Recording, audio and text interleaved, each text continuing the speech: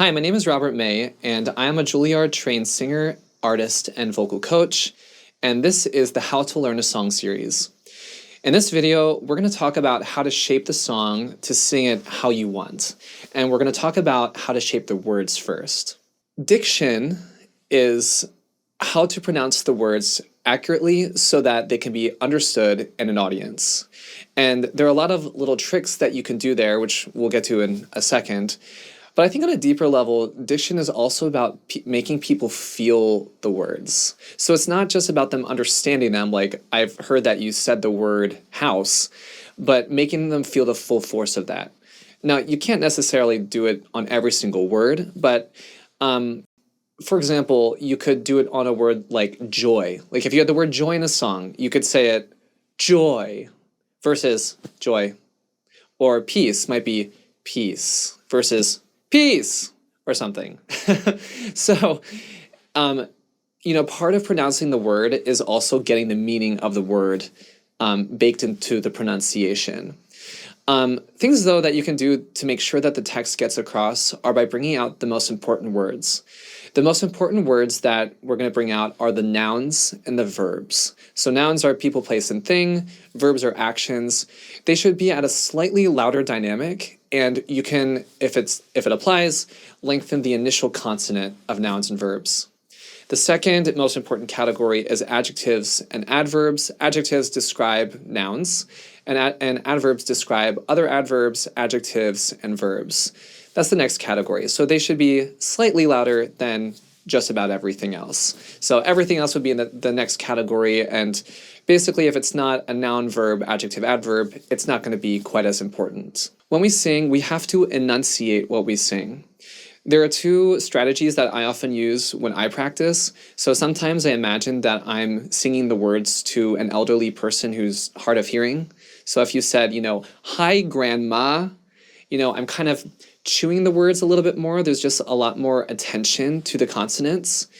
Another way you can accomplish this is feeling like you're singing something to someone who's halfway down a football field and making sure that they understand every single word that you're singing. As a singer, sometimes I've had songs that are maybe 7 pages long, and after I've written out all the text in my notebook, I realize, oh, that was 2 sentences or 1 sentence. And as an interpreter, I still have to communicate that it is 2 sentences, or 2 big ideas at least. And the way that I go about doing that is I think about suspending energy or dropping energy. So if I were singing I Love You, and for whatever reason, the composer or songwriter put a giant break in between I and love, I try to feel like I'm suspending energy through that. So I'll sing I love you versus I love you. So some of that, I think, is just keeping our body in a similar position and really communicating to an audience that it continues by not moving around. But I think some of that is just like you knowing that it's 1 sentence. Likewise, if you have a long list of things, it can be helpful to elongate the initial consonant to show that there's some punctuation there. So this can get really fussy, and I wouldn't get too hung up on it, but if people are not understanding what you're singing and it's just kind of flying over their heads, I might encourage you to go back and see if there are places where you're suspending over periods or you're breaking it up too much. When you're singing a song, you have to consider the level of the diction that you're using. So when I say level, I mean the level of properness. So take, for example, the word button. So I normally say the word button, right? But if for whatever reason I were singing that song in a context that I needed slightly more proper pronunciation, I would sing it as button, button. So I'd give an entire vowel to the end and I'd pop the T. If I were recording it, I'd really make sure that that T is less because it'll pop the microphone. So it'll be button, button. If I'm singing a contemporary musical theater song or if I'm singing a pop song, I'd probably sing button. And, for you, depending on where you come from, you might have a more regional pronunciation of that word, like button or something like that. So whatever level you choose, you just want to make sure that you're very consistent with it. So for example, if I did it really proper, if I sang button, I would also want to sing it, the word new, which I would, like a new car, I would sing it as new, to keep it really consistent. So consistency is important. At this point, you know the song so well, and if it's a song that you want to do any ornamentation or improvisation in, you should start getting an idea of what you want to do now. So improvisation and ornamentation are similar, but they're different enough that I'm going to talk about them separately. So starting with ornamentation. Ornamentation is generally done in da capo arias. Da capo arias are arias that follow an ABA structure and were common in the Baroque and even classical periods. You're going to ornament the second time that A comes around. Okay, so you've sung A, B. When you get back to the original A, you're going to start ornamenting. Ornamenting does a few things. For one, sometimes it just makes the song sound really pretty, but also you can heighten the drama or bring out different dramatic elements when you get back there. So, for example, I was working with a singer on the aria Lascia ch'io pianga, which is a lament by Handel. And when she sang the word cruda, which means cruel, I had her sing a really high note and come down. And it was this cry that erupted out of the texture, and it was very exciting.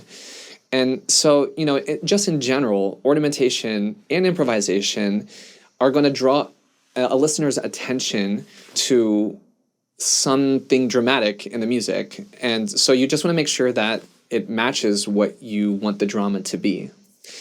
For improvisation, I would say that I have less rules and more guidelines, and they're guidelines for myself. And for me, it's more my starting place and not necessarily something that I follow 100% of the time. So for starters, if the song has verses or if it has choruses, the first time that the verse and the chorus appear, I generally try not to improvise.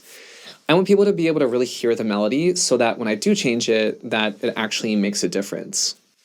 If I have a high note, I try not to put it on an unimportant word, and I try not to make it like a little blip.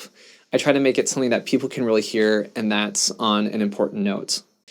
I also try to make sure that I don't have one moment of improvisation in the whole song, because otherwise it can sound kind of random.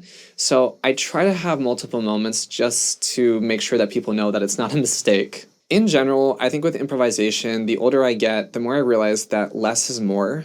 The more you do, the more it can kind of sound just like run after run after run. And you want to keep your audience with you, and you want to make sure that they're hearing the technical and artistic expertise that you're putting out when you're improvising. So pick your moments carefully. With improvisation, it's really a good idea to practice different options with it. The reason is because, if you wake up one day and you're a little sick, but you're well enough to perform, you might not want to go for the high note that you put in. So give yourself multiple options. This also applies to ornamentation. Give yourself multiple options and practice all those options and make sure that in the moment that you know where the phrase is going. At this point, you should have a really clear sense in your head of how you want the song to go, and ultimately how you want your audience to feel as you're singing it. This is all before we've even talked about how to use the notebook, but this goes into the whole, you don't have to be singing in order to practice singing.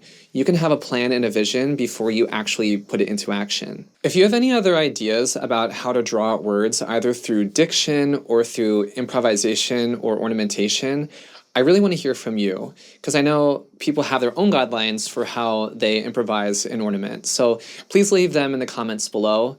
And as always, if you like what you're seeing and hearing, please like, subscribe, and share. And I will see you next time, where we'll be talking about how to practice with all the information we have written down. I will see you then.